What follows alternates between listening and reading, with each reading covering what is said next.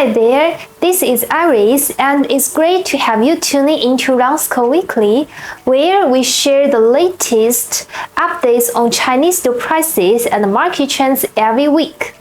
If you're new here, please click on the subscribe and like buttons right here to stay up to date with future updates. Don't miss out.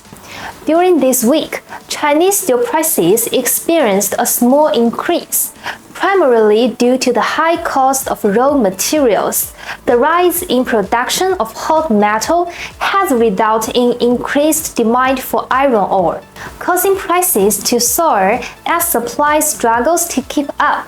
Additionally, coal prices have also risen due to the summer season and high usage of air conditioning, along with temporary shutdowns at Chinese coal mines due to safety accidents, which have raised concerns about the supply of coal and result in higher coke prices. Let's now examine the demand and supply factors.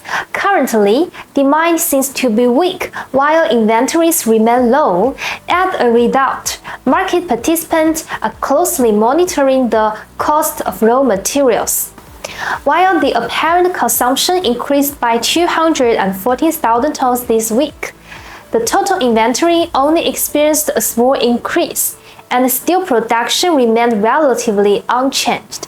Considering the future outlook for next week, we anticipate that the steel market will continue to experience fluctuations.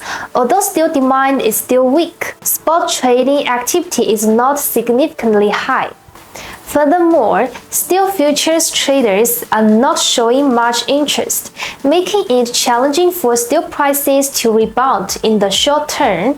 Additionally, due to high raw materials cost, steel mills are experiencing squeezed profits, which makes it unlikely for steel prices to increase either. What are your thoughts on whether Chinese steel prices will continue to fluctuate next week?